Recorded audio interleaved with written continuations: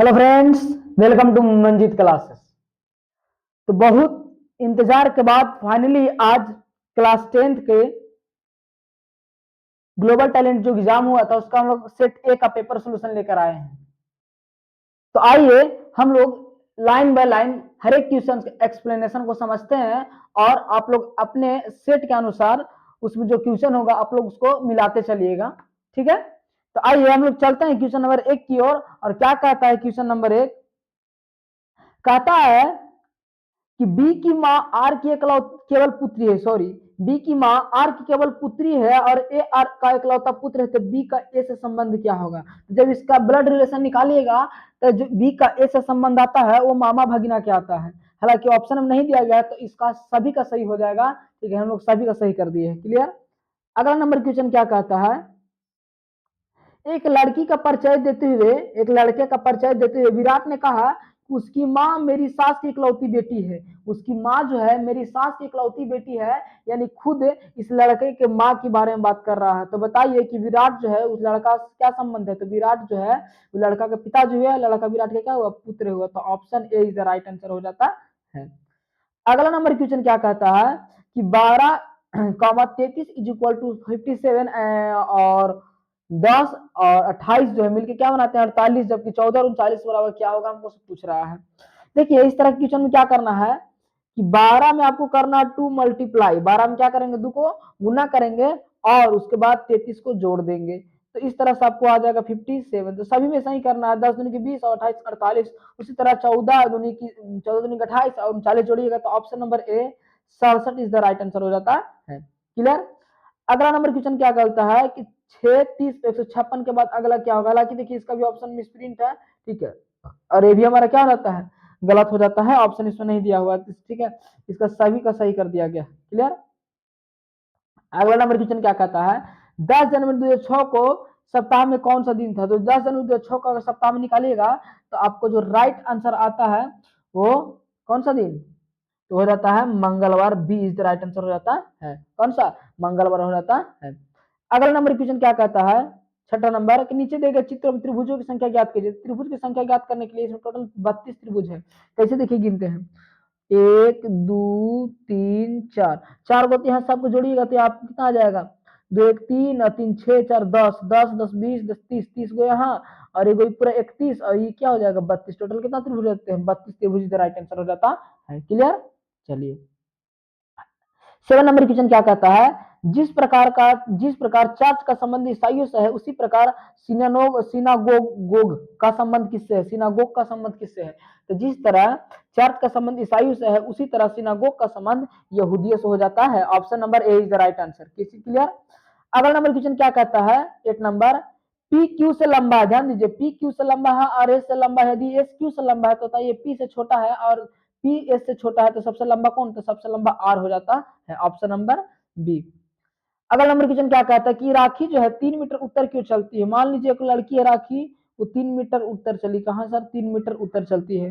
ठीक है, और उत्तर चलती है फिर दाएं मुड़ती है। फिर कहां मुड़ती है? तो सर जो राखी है वो कहां मुड़ जाती है? तो दाएं मुड़ जाती है। हाँ, सॉरी, रिटेक करते थोड़ा सा। क्या कहता हमसे? बोलता है कि राखी जो है, राखी 3 मीटर उत्तर की ओर चलती है। ठीक है, तो राखी को 3 मीटर हम ऊपर चलाते हैं, उत्तर की ओर 3 मीटर चल दिया। अब फिर दाएं मुड़ती है। फिर कहां मुड़ती है? तो 3 मीटर उत्तर जाने के बाद फिर मुड़ती है वो दाएं। तो चलो दाएं मुड़ गई, दाएं मुड़ गई। अब दाएं मुड़ती है और 4 मीटर चलती है। दाएं कितना चलती है? 4 मीटर चलती है। सर दाएं 4 मीटर चलती है। टोटल कितना चली? 4 मीटर। अब पुनः दाएं मुड़ती है और फिर 2 मीटर चलती है। पुनः दाएं मुड़ती है और कितना मीटर चलती है? 2 मीटर चलती है। अब पुनः दाएं मुड़ती है और फिर चलती है 4 मीटर। कितना चलती है? 4 मीटर। तो बताइए उसके शुरुआती बिंदु से अभी जहां पहुंची वहां के बीच की दूरी कितना? तो 1 मीटर। कितना? 1 मीटर। कितना? 1 मीटर। कुछ देखिए ना, यहाँ पर टोटल 3 मीटर है, 2 मीटर चल गए तो 3 में से 2 जाएगा तो कितना बचेगा? सिर्फ एक ही ना। ठीक है, तो option number A is the right answer हो जाता है। क्लियर। अगला है शीर्ष से राम 15वां स्थान पर है और कक्षा में कुल 40 छात्र हैं, तब उनके नीचे कौन सा स्थान होगा? तो इसका जो तब जो कक्षा के नीचे से राम का स्थान क्या हो जाता? तो 26 हो जाता है। Option number C is the right answer. Clear. अगला नंबर क्वेश्चन क्या कहता है? मधुबनी कला किस भारतीय राज्य से संबंधित है? जो मधुबनी कला है कहाँ के? बिहार राज्य से संबंधित है। 12 नंबर क्वेश्चन क्या कहते हैं? इनमें से किसे भारत में सिविल सेवा के जनक रूप में जाना जाता था? किनको सिविल सेवा के जनक रूप में जाना जाता था? याद रखिएगा, ठीक है, किन्हें हम लोग जानते हैं? इसका राइट आंसर जो हो जाता है, ठीक है, कॉर्नवालिस को। किनको? कॉर्नवालिस को हम लोग सिविल सेवा ग्रुप में जानते हैं। नहीं तो रॉबर्ट क्लाइव, नहीं महात्मा गांधी, नहीं हिस्टिंगस। इसका राइट आंसर डी, कॉर्नवालिस को। क्लियर। 30 नंबर क्वेश्चन क्या कहता है कि मुंबई में स्थित गेटवे ऑफ इंडिया के निर्माण का स्वागत करने हेतु कराया गया था? मैंने किनके निर्माण के, किनके स्वागत हेतु उनका निर्माण कराया गया था? कितने? मुंबई में जो स्थित गेटवे ऑफ इंडिया है, ठीक है, उसका निर्माण किनके स्वागत करने के लिए? तो याद रखिएगा, किंग जॉर्ज पंचम, किंग जॉर्ज पंचम को स्वागत करने के लिए गेटवे ऑफ इंडिया को निर्माण किया गया था। 40 नंबर क्वेश्चन क्या कहता है? सप्तवर्षी एक है, सप्तवर्षी एक क्या है? तो सर सप्तवर्षी एक तारामंडल हो जाता है। Option number B is the right answer. अगला, संविधान के किस अनुच्छेद में धार्मिक और दानार्थ उद्देश्यों के लिए संसाधनों की स्थापना और अनुरक्षण के बारे में उल्लेख करता है? तो अनुच्छेद 26 जो है इसका राइट आंसर हो जाता है। Option number A. क्लियर। अगला नंबर है कि फरवरी 2025 तक भारत में रामसर स्थलों की कुल संख्या कितनी थी? तो फरवरी 2025 तक भारत में रामसर स्थलों की संख्या की बात किया जाए तो 89 हो जाता है।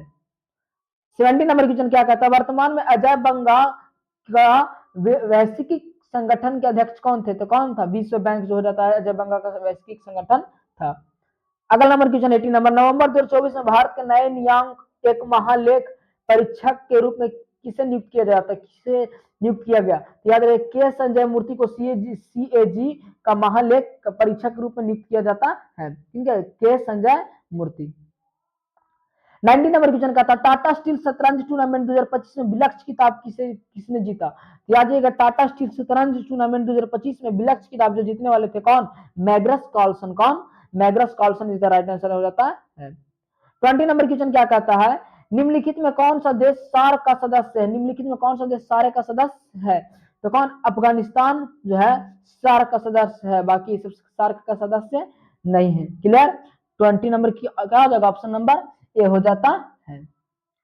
अगला नंबर क्वेश्चन क्या कहता है? 21 नंबर कि 1924 के पावर 56 का इकाई अंक क्या है? तो इसका इकाई अंक निकालेंगे। देखिए, जब भी यहाँ 4 है और 4 का पावर सम संख्या हो, कौन संख्या है? सम संख्या, और उसका इकाई अंक निकालेंगे तो हमेशा कितना आएगा? 6। कितना आएगा बाबू लोग?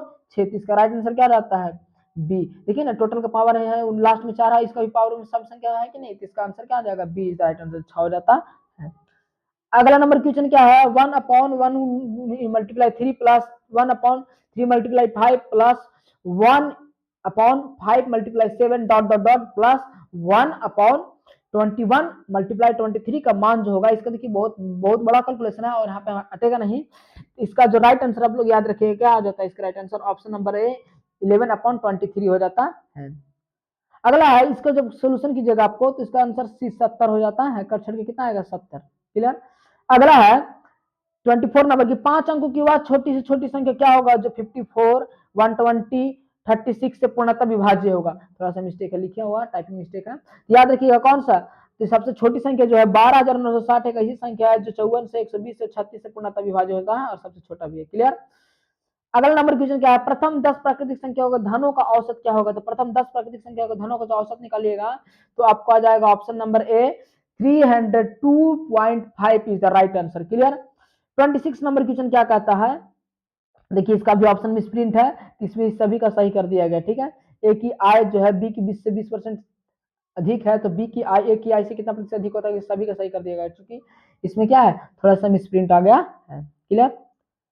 अगला नंबर क्वेश्चन क्या कहता है? 27 12 वस्तुओं का विक्रय मूल्य 10 वस्तुओं का क्रय मूल्य के बराबर हो तो लाभ होगा या हानि बताइए। देखिए, अब पूछ रहा है कि 12 वस्तु का विक्रय मूल्य मतलब 12 वस्तु बिका, अब बिकने से जो पैसा आया वो 10 वस्तु का खरीदने का दाम ही निकला। हम बेचे 12 वस्तु और जबकि हमको 10 वस्तु का दाम निकला, ठीक है, तो हमको लाभ हुआ हानि? आप ही बताइए। तो सर इस बिल्कुल ला हानि हुआ है। क्या हुआ है? हानि। और कितना हानि हुआ है? तो याद रखिएगा 16.2/3% की हानि हो जाता है। तो राइट आंसर क्या हो जाता है? B is the right answer. Clear.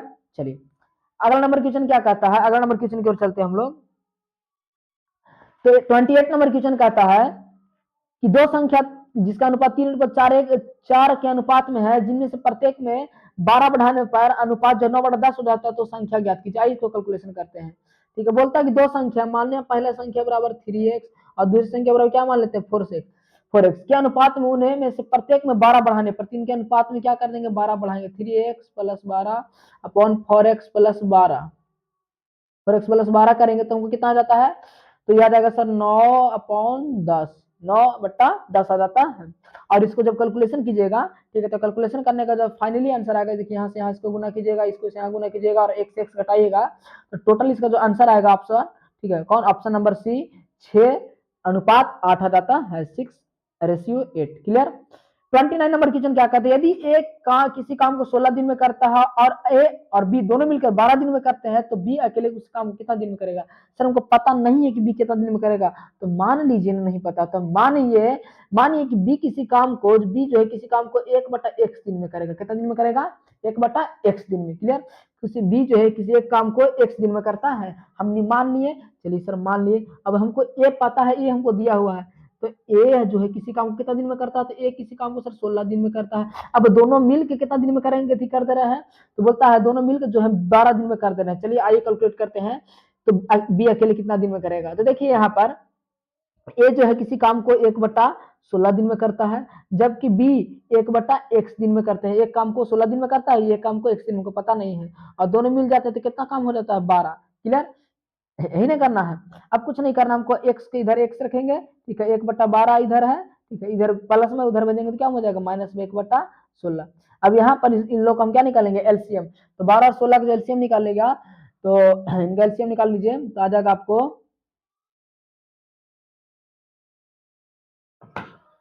कितना 48, कितना आ जाता है 48। अब यहाँ पर तीन बार में लगेगा, तो सॉरी 12×4 = 4 बार में लगेगा, माइनस यहाँ 3 बार में, तो 4 में 3 जगह बचेगा 1, यानी 1/x = क्या जाता है 1/48। ठीक है, क्या आ जाएगा हमको 1/x = आ जाता है 1/48 आ जाता है, यानी x बराबर कितना आ गया 48 इज द राइट आंसर हो जाता है। यानी जो है बी अकेले उस काम कितना दिन में करेगा, तो सर बी उस जो व्यक्ति है अकेले उस काम को 48 दिन में कर जाता है, 48 दिन में। क्लियर। चलिए अगले चलते हैं। 30 नंबर क्वेश्चन क्या कहता है, 30 नंबर क्वेश्चन कहता है कि पाइप ए किसी टंकी को 12 घंटे में भर सकता है और पाइप बी उसे 18 घंटा में खाली कर सकता है, तो टंकी भरने में लिया गया समय कितना होगा। तो इसका आंसर निकालिएगा, कैलकुलेट कर सकते कितना आ जाता है 36 घंटा आ जाता है। कितना आ जाता है 36 घंटा। देखिए पाइप ए जो है, देखिए पाइप ए उस टंकी को कितना घंटा में भर रहा है, तो सर एक टंकी को 12 घंटा में भरता है, जबकि बी जो है उस टंकी को कितना घंटा में खाली कर रहा है, तो खाली कर रहा था घटाएंगे 18 घंटा में खाली करता है, तो दोनों का एलसीएम निकालेंगे तो क्या आ जाएगा 36। कितना आ जाएगा 36 आता है, यहाँ 3 बार 36 18 36 आ जाएगा 1/36, यानी कितना घंटा में, तो सर उसको 36 घंटा में, इसका ए इज द राइट आंसर हो जाता है। क्लियर। अगला नंबर क्वेश्चन क्या है, कहता है किसी मिट्टी में कार्बनिक पदार्थ की अधिकता होती है, किस मिट्टी में कार्बनिक पदार्थ की अधिकता होती है, याद रखिएगा काली मिट्टी में कार्बनिक पदार्थ की अधिकता होती है, और काली मिट्टी को हम लोग रेगुन मृदा के नाम से जानते हैं। अगला एशियाई चीता भारत में कब लुप्त हो गए, तो जो एशियाई चीता की लुप्त होने की जो घटना है 1952 में, ठीक है, वो लुप्त हो गए। क्लियर।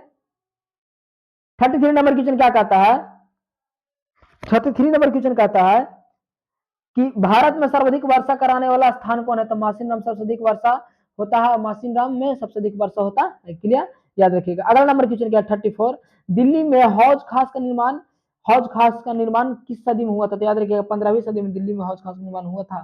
क्लियर। चावल उत्पादन भारत का विश्व में कौन सा स्थान है, तो दूसरा स्थान है, सर सभी को जानते हैं। पहला किसका है सर, तो पहला चीन का है। क्लियर।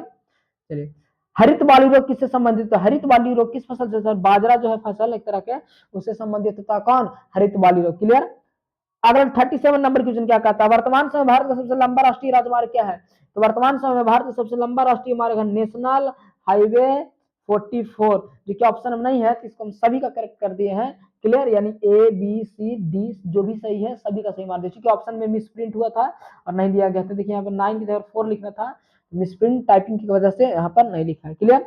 चलिए अगला 38 है, पूर्वोत्तर रेलवे का मुख्यालय कहाँ है, तो पूर्वोत्तर रेलवे का तो मुख्यालय हो जाता है कहाँ, गोरखपुर में हो जाता है। 39 नंबर क्वेश्चन क्या कहता है कि संयुक्त राष्ट्र विकास कार्यक्रम यूएनडीपी की स्थापना कब हुआ था, तो संयुक्त राष्ट्र विकास कार्यक्रम यूएनडीपी की जो स्थापना हुआ था कब हुआ था, उसका स्थापना जो है हम लोग याद रखिएगा 1965 में हुआ था। कब हुआ था 1965 में हुआ था। 40 नंबर क्वेश्चन क्या कहता है, राष्ट्रीय उपभोक्ता आयोग कहाँ स्थित है। तो राष्ट्रीय उपभोक्ता आयोग जो है वो कहाँ स्थित हो जाता है, तो राष्ट्रीय उपभोक्ता आयोग सर दिल्ली में स्थित हो जाता है। साइमन कमीशन जो है, साइमन कमीशन भारत कब आया था, साइमन कमीशन भारत 1928 में आया था। Option number D is the right answer होता है। क्लियर। चलिए 42 नंबर क्वेश्चन क्या कहता है, 2011 के जनगणना के अनुसार सर्वाधिक लिंगानुपात वाला केंद्र शासित प्रदेश कौन था। तो 2011 के जनगणना के अनुसार सबसे अधिक लिंगानुपात वाला कोई केंद्र शासित प्रदेश था तो ओनली वन पुदुचेरी। कौन, Puducherry is the right answer हो जाता है। Option number C. अगला है कि भारत में किस वर्ष व्यापार परिवार नियोजन कार्यक्रम चलाया गया था, तो किस वर्ष 1952 में जो चलाया गया था। क्लियर, याद रखिएगा। अगला नंबर क्वेश्चन क्या कहता है 44 नंबर की बोल्शेविक क्रांति कब हुई थी, तो बोल्शेविक क्रांति नवंबर 1917 में होता है। रूस में हुआ था, तो याद रखिएगा बोल्शेविक क्रांति कब हुई थी, नवंबर 1917 में। 45 नंबर क्वेश्चन क्या कहता है, 45 नंबर क्वेश्चन कहता है कि 1 टन इस्पात बनाने में कितना मैग्नीज का उपयोग होता था। 1 टन इस्पात बनाने में लगभग जो है 5 kg मैग्नीज का उपयोग किया जाता है। क्लियर। अगला है 46 number, Akhil Bharatiya trade union Congress की स्थापना कब हुआ था। यहाँ पर थोड़ा सा मिसप्रिंटिंग है, ठीक है। अखिल भारतीय ट्रेड यूनियन कांग्रेस की स्थापना कब हुआ था, तो याद रखिएगा अखिल भारतीय ट्रेड यूनियन कांग्रेस की जो स्थापना हुआ था कब, 1920 में हुआ था। कब जी, 1920 में। D option is the right answer. Clear. अगला है सविनय अवज्ञा आंदोलन की शुरुआत किस यात्रा से हुई थी। सविनय अवज्ञा आंदोलन की शुरुआत जो है किस यात्रा से, तो दांडी यात्रा से, जो 1930 में साबरमती आश्रम से महात्मा गांधी द्वारा चालू किया गया था। 30 मार्च 1930 से इस शुरू हुआ था। कौन, दांडी यात्रा। क्लियर। लंदन में अनिवार्य प्राथमिक तक शिक्षा कब लागू हुआ, लंदन में अनिवार्य प्राथमिक शिक्षा कब लागू हुआ, तो कब, 1855 में। Option number B. क्लियर। 49 नंबर क्वेश्चन क्या कहता है, गार्डन सिटी की अवधारणा किसने विकसित की, तो गार्डन सिटी की जो अवधारणा है वो एवेनेजर हवार्ड ने। यहाँ पे थोड़ा मिसप्रिंटिंग है, ठीक है। ऑप्शन नंबर ए इसका राइट हो जाता है। अगला क्वेश्चन 50 नंबर क्वेश्चन कि राष्ट्रीय स्वयंसेवक संघ की स्थापना कब हुआ था। राष्ट्रीय स्वयंसेवक संघ का जो स्थापना हुआ था वो कब हुआ था, तो याद रखिएगा 1925 में हुआ था। ठीक है, option number C is the right answer. Clear, ठीक है। तो इस तरह हम लोग ने टोटल 50 क्वेश्चन का सोल्यूशन कर लिए, ठीक है। और 50 क्वेश्चन का सोल्यूशन हम लोग पार्ट 2 वीडियो में करेंगे। तब तक आप लोग जो है अपना क्वेश्चन और आंसर ला लीजिएगा, और कोई दिक्कत हो, जो कॉन्सेप्ट नहीं समझ में आया हो, आप कमेंट बॉक्स में बोलिएगा, आपको प्रॉपर सॉल्यूशन के साथ समझाया जाएगा। आई होप ये वीडियो पसंद आया होगा, और अगर वीडियो पसंद आया है तो चैनल को कीजिए सब्सक्राइब, वीडियो को कीजिए लाइक, ठीक है, और शेयर कीजिए। और कोई दिक्कत हो कमेंट कीजिए। मिलते फिर नेक्स्ट वीडियो में, तब तक लिए जय हिंद, धन्यवाद।